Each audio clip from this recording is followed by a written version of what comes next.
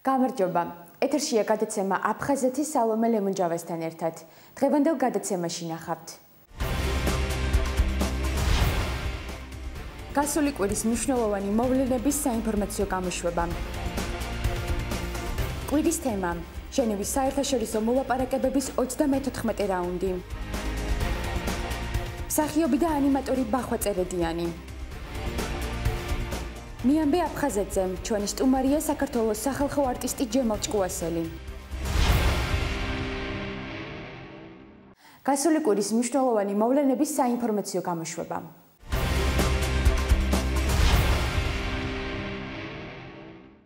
აფხაზეთის ავტონომიური რესპუბლიკის მთავრობის თავმჯდომარის მოვალეობის შემსრულებელმა ვახტანგ ყოლბაიამ აფხაზეთის ავტონომიური რესპუბლიკის მთავრობის მიერ 2015 წელს გაწეული მუშაობის ანგარიში ამჯერად ვალერი არქანიას სახელობის არტ გალერეაში წარადგინა.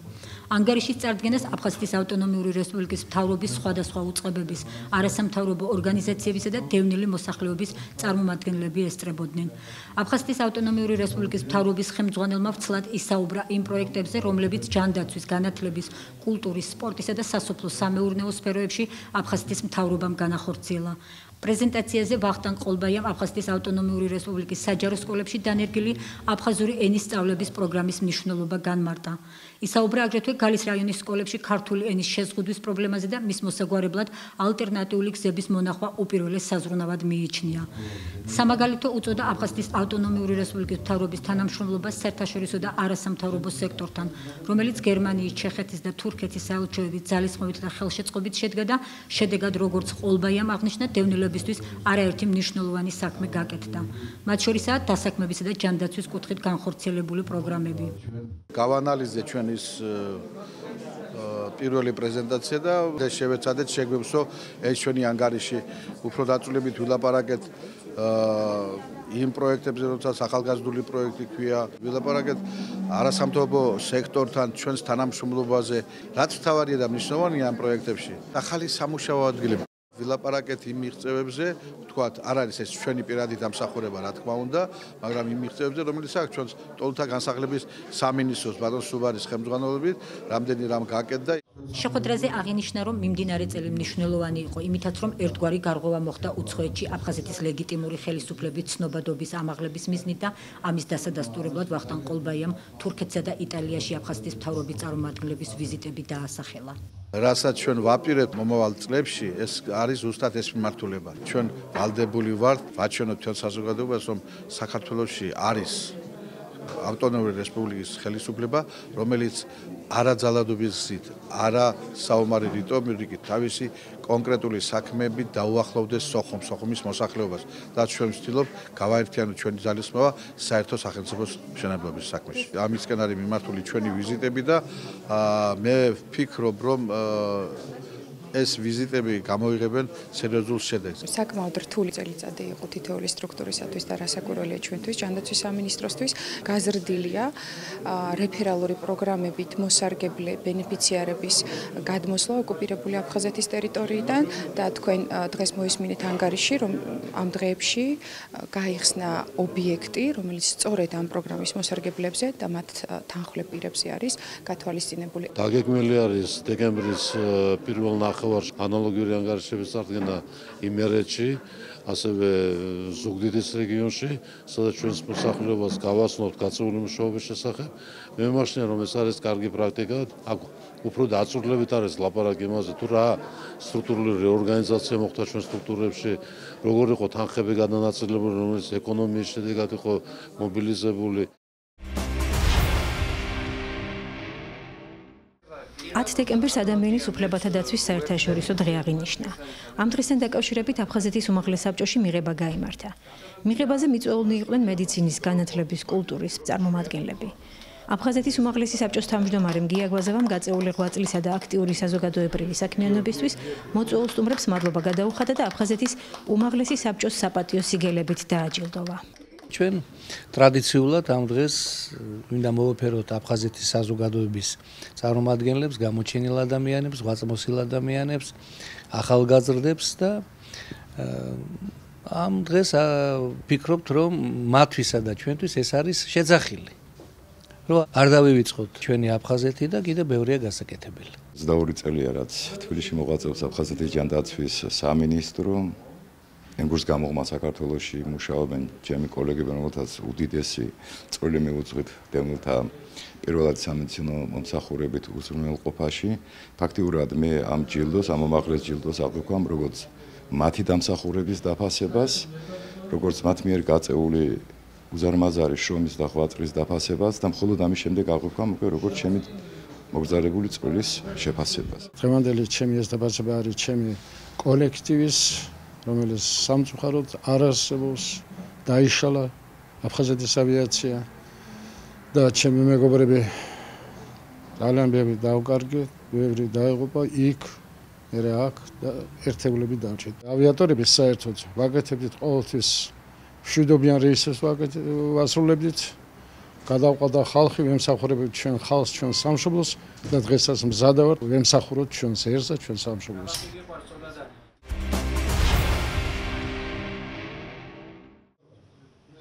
გასულ კვირას ვალერი არქანიას სახელობის არტ-გალერეაში გიორგი შარვაშიძის სახელობის პრემიის ლაურეატთა დაჯილდოება გაიმართა. 2015 წლის გიორგი შარვაშიძის სახელობის პრემიის ლაურეატები გახდნენ რობერტ მესხი ლექსების კრებულისათვის „მსის რაფსოდია“, გურამ ყურაშვილი აფხაზეთის სახელმწიფო საგუნდო კაპელის 2015 წლის საკონცერტო პროგრამისათვის, ეროვნებით აფხაზი ალექსეი თარია პუბლიცისტური წერილისათვის „გედის სიმღერა“, ანუ „სამუდამო დევნილის მოგონებები და ფიქრები“, ირაკლი გელენავა დოკუმენტური კრებულისათვის „ქართული პერიოდული პრესის მასალები 1900-1921 წლები“. შეხვედრაზე აფხაზეთის განათლებისა და კულტურის მინისტრმა დიმიტრი ჯაიანმა, პოეტმა გენო კალანდიამ, აფხაზეთის ავტონომიური რესპუბლიკის უმაღლესი საბჭოს თავმჯდომარის მოადგილემ ჯემალ გამახარიამ და სხვა გამომსვლელებმა მიულოცეს პრემიის ლაურეატებს ეს ჯილდო და მორიგის შემოქმედებითი წარმატებები უსურვეს. ნიშნულოვანია ჩემთვის, რა თქმა უნდა, და ყოველი ხელოვანისთვის ეს პრემია იმდენად რამდენადაც აფხაზეთს უკავშირდება და რაც აფხაზეთს უკავშირდება, ბუნებრივია ის ჩვენთვის ძალიან მნიშვნელოვანი და ღირებულია. მე სოხუმში დავიბადე. სოხუმმა გამომაყოლა ლექსი და დღემდე ვწერ სოხუმზე. დიდი სითბოთი და მთელი არსებით. და თუ ამ ლექსებმა კითხველს ბედნიერება მოუტანა, მე ამით ბედნიერი ვარ.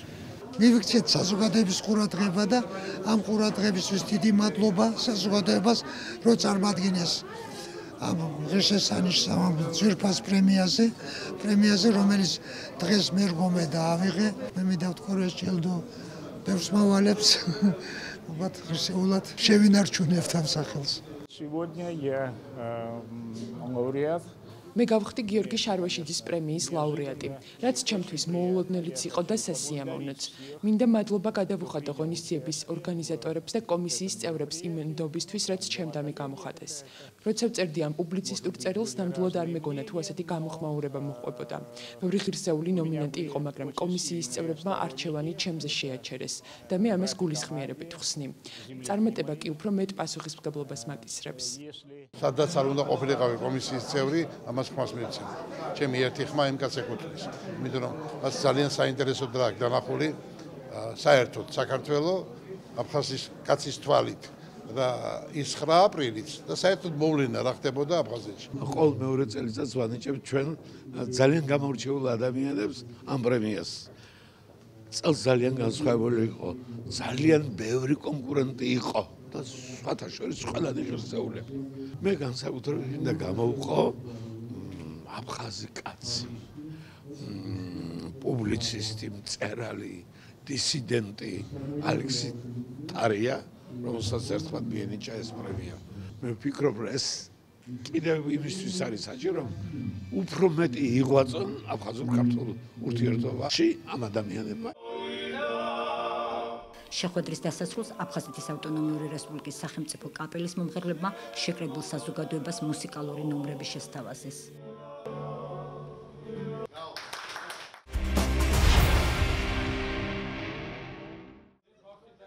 გლდანის ყოფილი ნაგავსაყრელის ტერიტორიაზე გამწვანების აქცია გაიმართა, რომელშიც მონაწილეობდნენ აფხაზეთის ავტონომიური რესპუბლიკის მთავრობის თავმჯდომარის მოვალეობის შემსრულებელი ვახტანგ ყოლბაია და მთავრობის სხვა წევრები.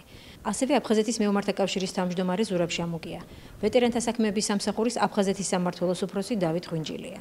მე როგორც ვეტერანი, როგორც ომის მონაწილე, ვიღებ ამ ღონისძიებაში მონაწილეობას და დიდად მოხარული ვარ. იმით რომ დღევანდელი ჩვენი პატარა წვლილი რო შევიტანეთ თბილისის გამწვანებაში და ხეების დარგვის პროცესში. ეს არის პირველი წამოწყება და შემდეგი იქნება უფრო უკეთესად, უფრო მეტი ასე ვთქვათ ვეტერანები მიიღებენ ამ ღონისძიებაში მონაწილეობას. გამწვანების აქცია აფხაზეთის ავტონომიური რესპუბლიკის სოფლის მეურნეობის გარემოს დაცვისა და ბუნებრივი რესურსების დეპარტამენტისა და სატყეო სამმართველოს ორგანიზებით მოეწყო.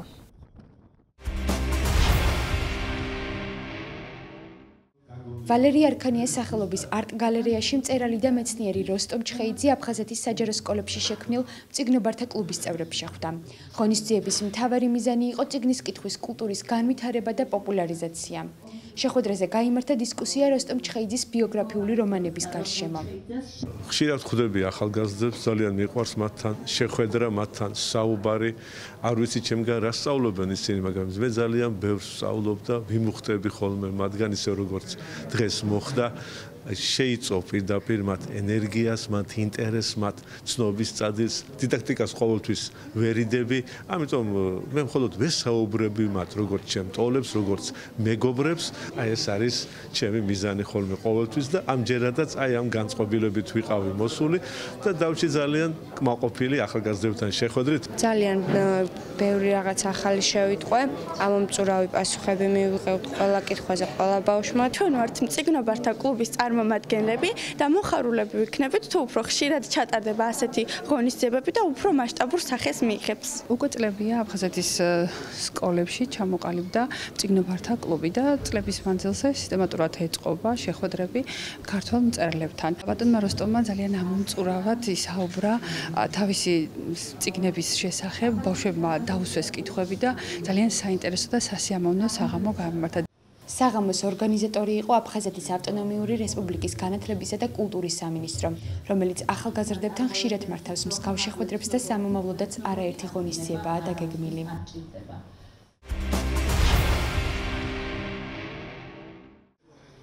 საქართველოს პარლამენტმა აფხაზეთის მეორე და მესამე საჯარო სკოლის მოსწავლეებსა და აფხაზეთიდან დევნილ სტუდენტებს უმასპინძლა.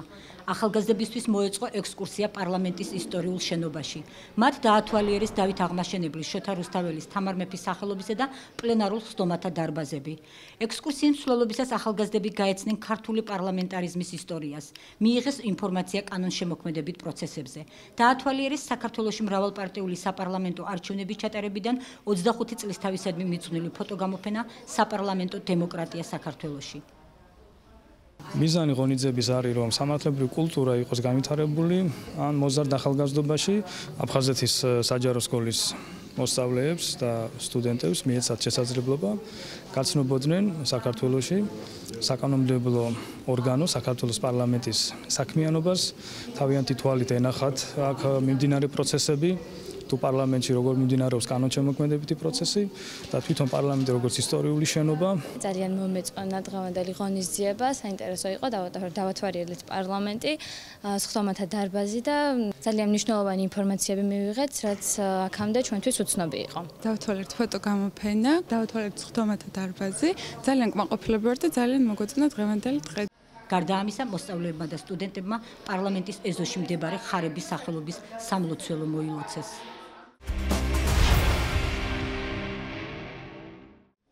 მიხეილ თუმანიშვილის სახელობის კინომსახიობთა სახელმწიფო თეატრში აფხაზეთიდან დევნილ სტუდენტებთან შეხვედრა გაიმართა, რომელსაც თბილისის სხვადასხვა უმაღლესი სასწავლებლების სტუდენტებიც ესწრებოდნენ. მათ შორის იყვნენ ოკუპირებულ ტერიტორიებზე მოქმედი აფხაზეთის საჯარო სკოლების კურსდამთავრებულები, რომლებიც მიმდინარე წელს პირველ კურსელები გახდნენ. შეხვედრა საერთაშორისო ასოციაცია საქართველოს ქალები მშვიდობისა და სიცოცხლისათვის და აფხაზეთის ავტონომიური რესპუბლიკის განათლებისა და კულტურის სამინისტროს ორგანიზებით მოეწყო. ღონისძიების ორგანიზატორებმა და აფხაზეთის ავტონომიური რესპუბლიკის ხელისუფლების წარმომადგენლებმა სტუდენტებს კიდევ ერთხელ შეახსენეს აფხაზეთი და ინფორმაცია მიაწოდეს აფხაზეთის პრობლემის ირგვლივ არსებულ ვითარებაზე. ხაზი გაუსვეს ახალგაზრდების ჩართულობის მნიშვნელობას ქვეყანაში არსებული კონფლიქტების ტრანსფორმაციის საკითხში.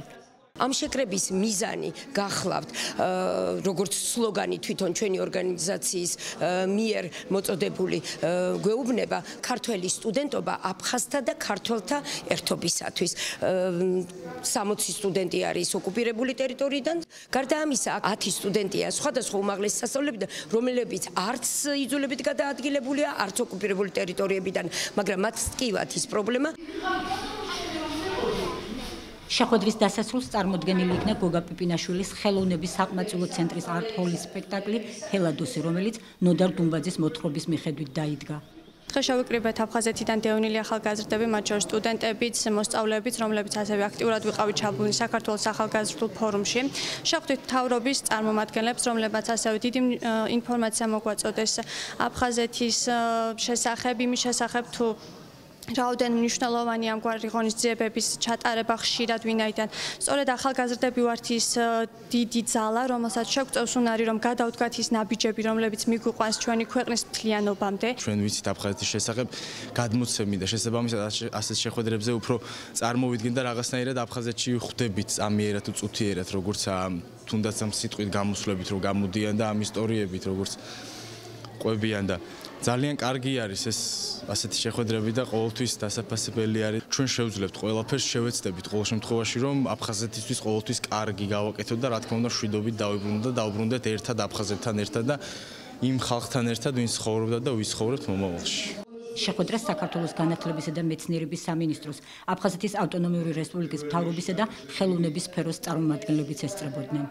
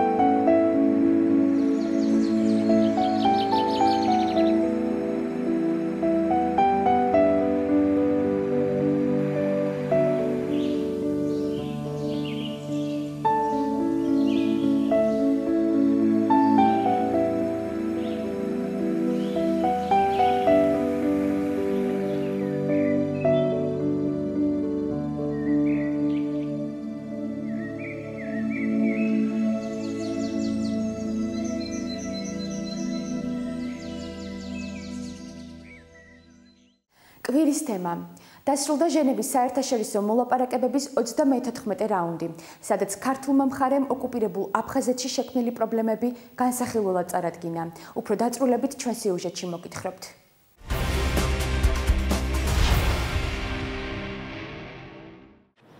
გასულ კვირას ჟენევის მოლაპარაკებების 34 რაუნდი გაიმართა. შეხვედრაზე ქართული მხრიდან მონაწილეობდნენ შერიგებისა და სამოქალაქო თანასწორობის საკითხებში სახელმწიფო მინისტრის პირველი მოადგილე ქეთევან ციხელაშვილი, აფხაზეთის ავტონომიური რესპუბლიკის მთავრობის თავმჯდომარის მოვალეობის შემსრულებელი ვახტანგ ყოლბეია და ყოფილი სამხრეთ ოსეთის დროებითი ადმინისტრაციის ხელმძღვანელი დიმიტრი სანაკოევი. ქართულ დელეგაციას საგარეო საქმეთა მინისტრის პირველი მოადგილე დავით დონდუა ხელმძღვანელობდა.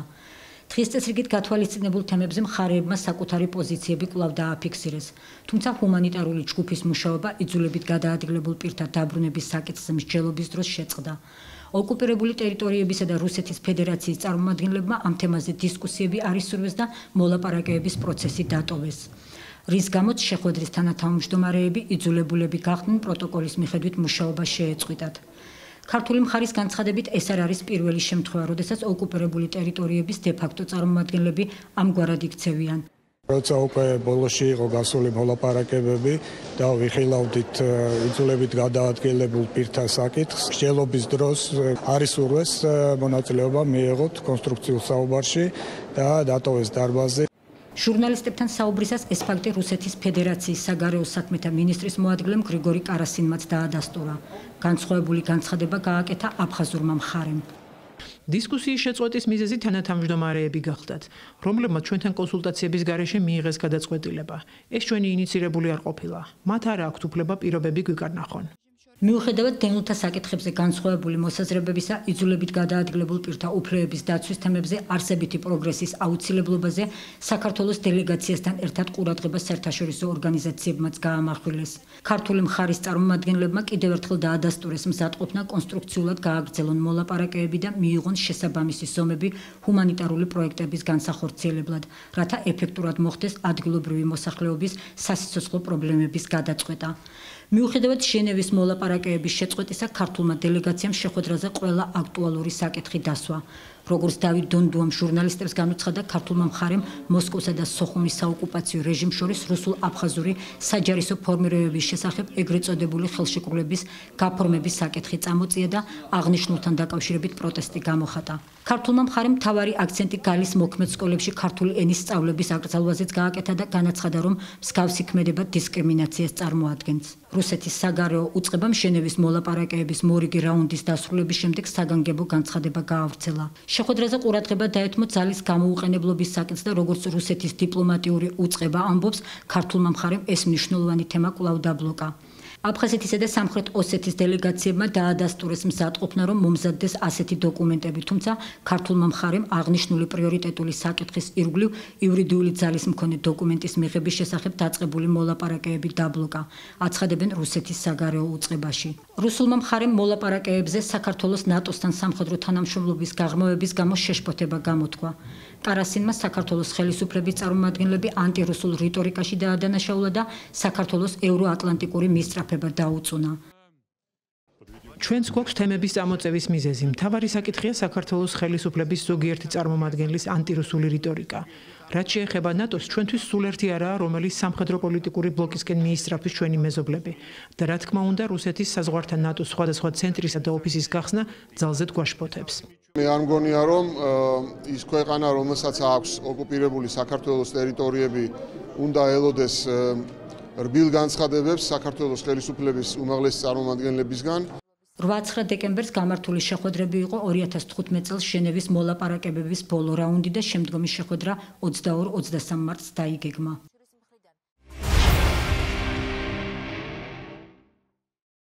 გაგაცნობთ მსახიობისა და ანიმატორის ბახვა წერედიანის შემოქმედებას.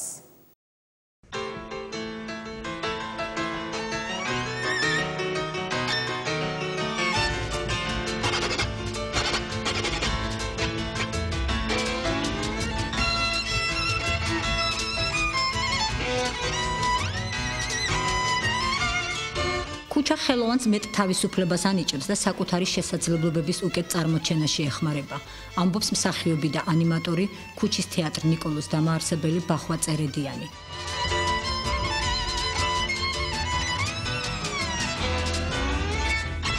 მე ყველაფერი ქუჩამ მომცა. პროფესიული თვალსაზრისითაც ჩემი შემოქმედებაც ქუჩამ შექმნა. ამას გებულობდნენ როგორც დასასრულს, როგორც ფინიშს, როგორც ფინალს დაუშვათ, რომ რა გექნა სხვა და მოხვედი ქუჩაში და აქ რაღაცნაირად თავს ირჩენ. მე ამ საკითხს მეორენაირად უყურებ. მე ამას უყურებდი ყოველთვის როგორც სტარტს ქუჩიდან. ეს იყო სტარტი ჩემთვის და ეხლა ეს არის ჩემი სიამოვნება და ეს არის იმ ბავშვების და იმ მაყურებლის პატივისცემა, რომელიც ყოველდღე აქ დადის.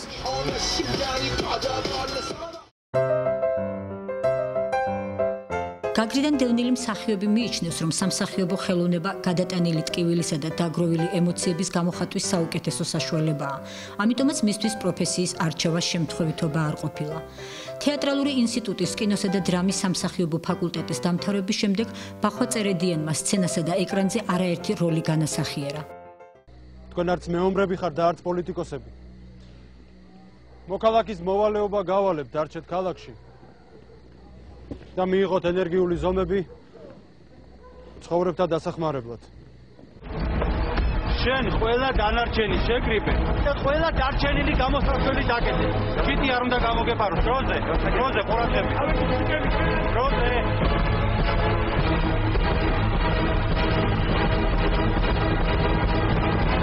ერთი შეიარაღებული კაცი, აქაც ნარჩით კაცო. თუმცა ბუნებით ნოვატორი სულ ახლი ძიებაში იყო და არც თუ უშედეგოდ. ძალიან მალე რეზო გაბრიაძე ცნობილი მარიონეტების თეატრალური დასის წევრი გახდა.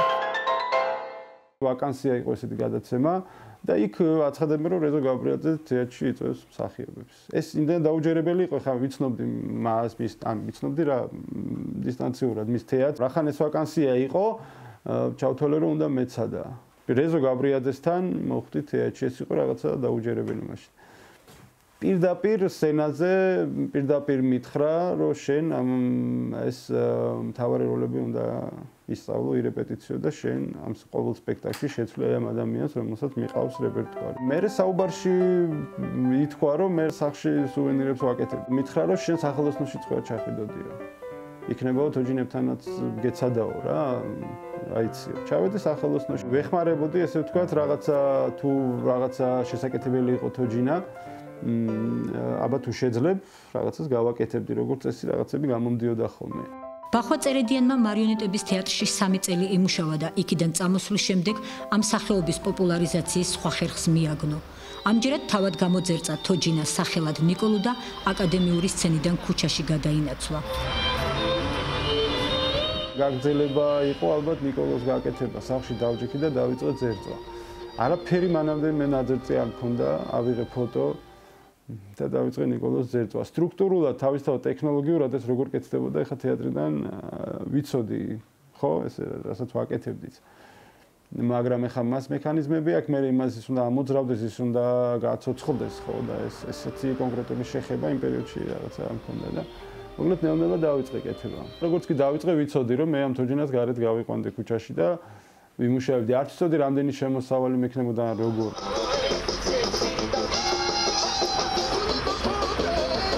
ქუჩაში მოდიხარ და აქ რაღაცა პერფორმანსი ხდება რა. თან მე სულ ვარ მოწოდებული რომ სულ რაღაცა ახალი იყოს, რაღაცა პასუხისმგებლობა მაქვს მე ჩემ მაყურებელთან. ქუჩის მაყურებელი ხა ზოგადია ხო, ქუჩის მაყურებელი არ არის 1 2 100 1000 კაცი, მაგრამ არ ვიცი თბილისში ხა ვისაც ჩაულია რუსთავზე ყველა მიცის რა. რომ ჩამოილიან შეხედავენ ვა ახალია მოვა და გეკითხება რა. რამე ახალი ხო არ არის. აი რაღაცა ეს სიტყვა პარდება. მე ვიოლინე ნიკოლოს პიანისტი სებასტიანი მოყვა, მერე სტივ უანდერი, მაიკლ ჯექსონი და დღეს ისინი ბევრნი არიან. სტივ უანდერის გამოძერწვისა და გაცოცხლებისთანავე ბახვა წერედიანი პროექტ ნიჭიერის მონაწილე გახდა.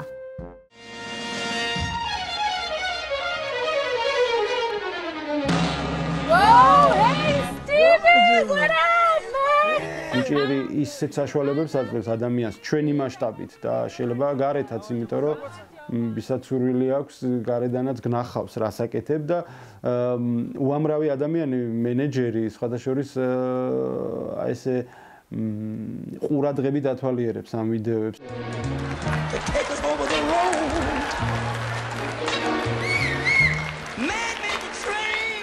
სცენაზე რომ გამოვედი მარიონეტით რაღაცა აი მარიონეტის შარმი აქვს რაღაცა ისეთი თოჯინას რა აი არ შეიძლება რომ რაღაცა ცუდად აი თუ რაღაცა საშინელება არ გააკეთა ადამიანმა ხო თოჯინა თავის თავში უკვე რაღაც ისეთ სიტყვას და დადებით ემოციას ატარებს.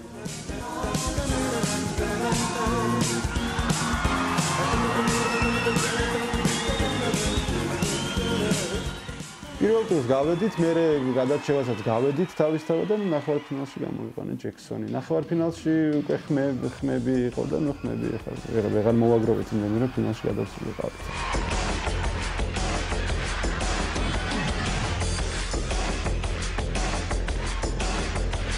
პროექტ ნიჭიერში მონაწილეობის შემდეგ ახალი შემოთავაზებები მიიღო. მისი ხელოვნებით მაროკოში საქართველოს კულტურის ატაშე რუსუდან ფიცხელაური დაინტერესდა და ასე დაიწყო მისი გასტროლები მაროკოს სამეფოში.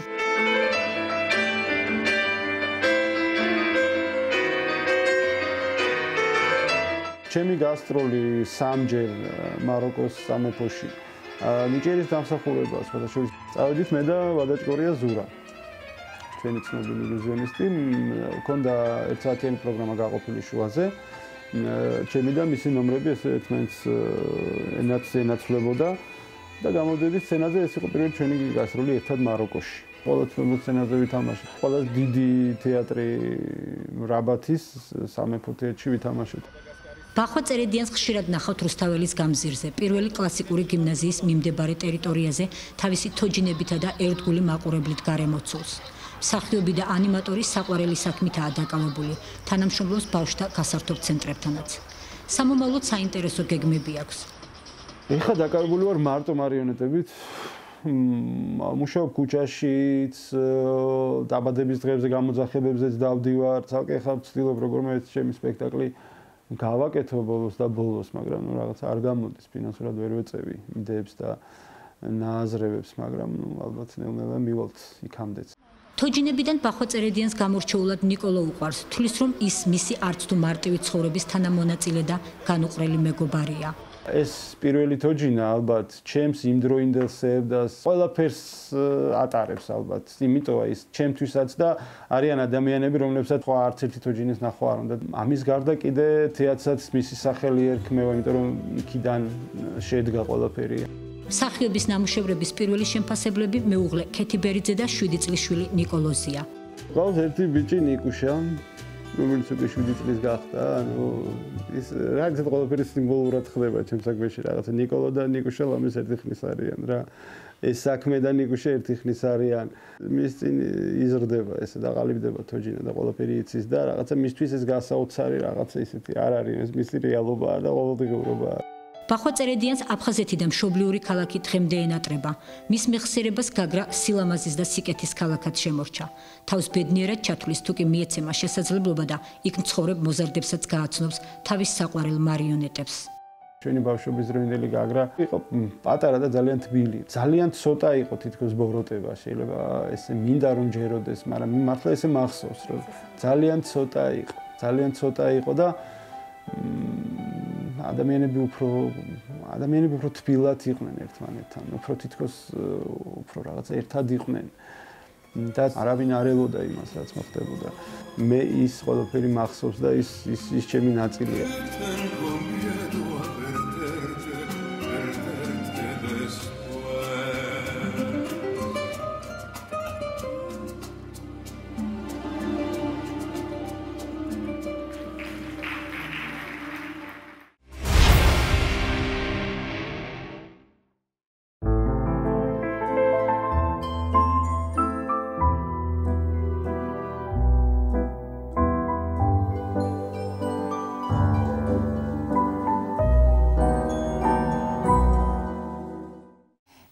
აფხაზეთზე ჩვენი სტუმარია საქართველოს სახალხო არტისტი, სახელმწიფო და რუსთაველის პრემიების ლაურეატი ჯემალ ჭკუასელი.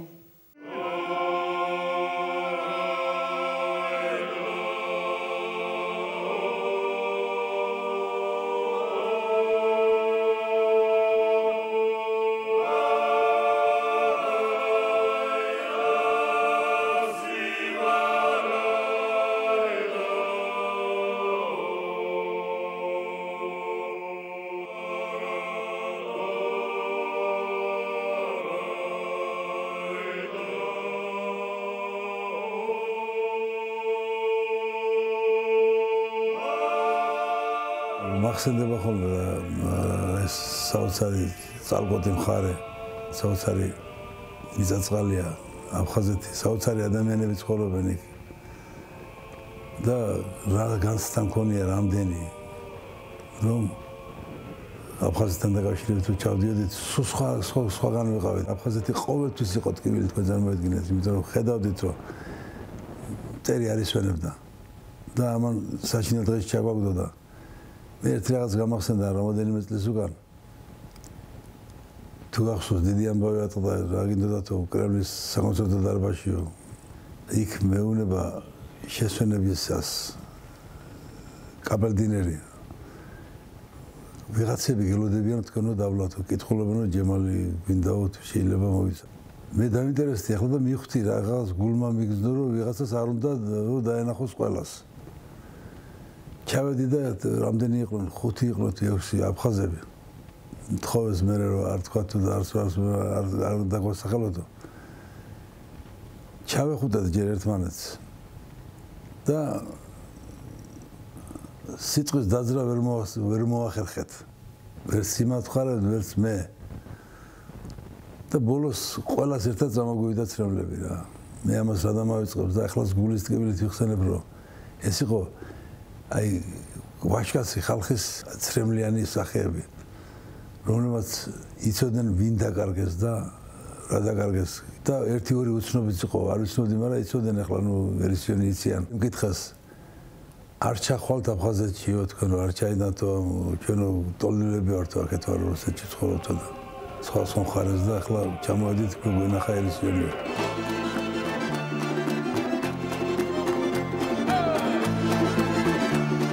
აფხაზურიო ჩვენ ასეთი ლამაზი აფხაზური არ გარკონი არ დაგვიდგავს თქვენ რომ გაგვთო შესანიშნავი და მევთხარი მე მანამ არ ჩავალ სანამ ერთად არ ჩავალთ მევთხარი ჩვენს ერთად არა ჩვენო გიჩავდივართ და არა მევთხარ ტრიუმფით ჩავალთ ეს სურვილია ჯერჯერობით მაგრამ მე იმედი მაქვს რომ ამის აგვისრულდება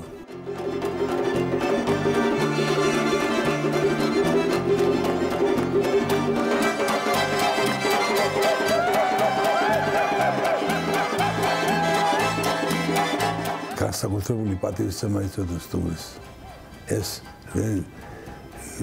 აყვანილია რიტუალის დონეზე რამდენი ჩავიდოდით ესე იგი კაცკეპილი აფხაზები და მიქაური ქართველები პატიჟებდნენ რესტორანში თუ სახლებში ოჯახებში და იყო სიამტკბილობა ამას რა დამავიწყებს რომელიც ჯერჯერობით გადაგვედო რამოდენიმე ხნით მაგრამ აუცილებლად ჩვენ მივალ და ვიქნებით ერთად მეშინია რომ ახლა ცრემლები არ წავსკდეს რა იმ მეგობრებზე იმ ადამიანებზე რომელსაც ძალიან უნდათ ჩვენთან ურთიერთობა ბევრი რამე საერთო გვაქვს და ბევრი ოჯახები გვაქვს საერთო აფხაზეთიდან ჩამოდიან აქ ადამიანები კურნალობენ ნათესავებიდან ჩამოდიან და ამბობენ არა თქვათ რომ აქ ვიყავით ეს რომ ხელა ტკივილია ძველი რა გითხრათ გარდა სიკეთის არაფერი არ მახსოვს დებია იყო ასეთი გვარის კაცი ცეკვის ანსამბლის დირექტორი ხვდებოდნენ ყოველთვის მოდიოდნენ თაიგულებით და ყოველთვის მოსწონდათ ჩვენი შემოქმედება მე კერძოდ ამ წუთში ლაპარაკობ ერისიონზე ესეთი შემთხვევაც იყო რომ როგორ მინდა ერთმა აფხაზმა მითხრა რომ როგორ მინდა ვიცეკვოთო და ვაცეკვოთ ჩვენის მეორე დღეს ჩვენ ანსამბლში სოხუმში მაშინ უკვე ძალიან დაძაბული იყო სიტუაცია ეს იყო იმის მასმერე რაც 9 აპრილი მოხდა შეხვედრა იყო ყოველთვის არაჩვეულებრივი რა როგორც წესი ქართული ფოლკლორი და აფხაზური აუცილებლად სიმღერას და ცეკვას ერთი რა რომელიმე ნომერი გქონდა უეჭველად გქონდა და ყოველთვის ამას გვეუბნებოდნენ რა თქვენ ჩვენზე როგორც სადღერი ხართ აფხაზურსო ну შეიძლება ეს იყო სტუმრის პატივისცემა მაგრამ მე გეტყვით თქვენ რომ როცა ლაპარაკობდნენ მაგალითად ჩვენ აფხაზური ცეკვაზე დადგმაზე და სიმღერაზე ნამდვილად გულწრფელები იყო იმიტომ რომ ძალიან კარგი დადგმაა და ძალიან შეიყვარა ყველა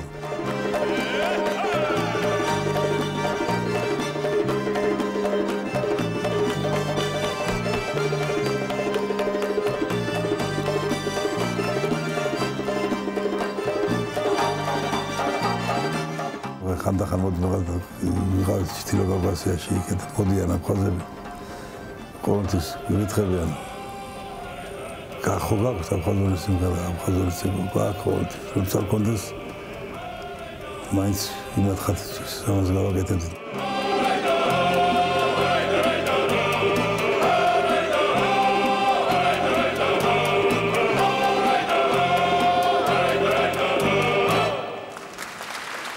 აფხაზებო დაუგვირდით თქვენ არსად ისე ვერ იქნებით ისეთი ბედნიერი როგორც საქართველოში ულამაზესი თქვენი ტრადიციები გაქვთ მაგრამ ეს ჩვენთან ერთად შეიძლება თქვენ იყოთ სრულყოფილები ჩვენ ერთმანეთზე ახლობელი არ ავყავს ერთად გავგვიმარჯვოთ ჩვენ და ერთად ვიქნებით მე ჯერმერო მაგრამ ეცადოთ რა შეიძლება ჩქარა მეც მინდა ამას მოვესწრო და ეს ჯერმერო მოვესწრები ძმებო ვიყვაწოთ ერთად და დაუბრუნდეთ ერთმანეთს ესაა ჩემი სათქმელი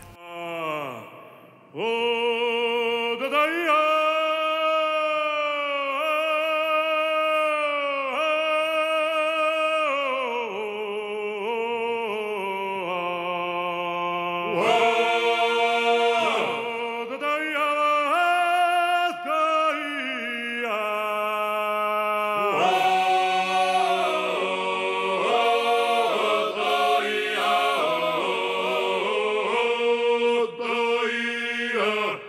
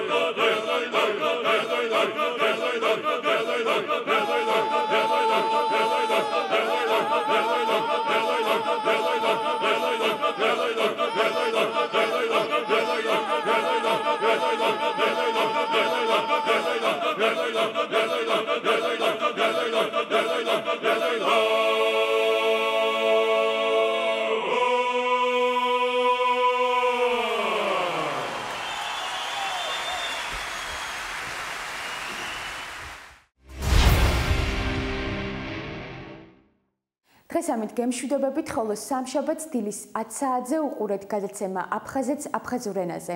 ნახვამდის.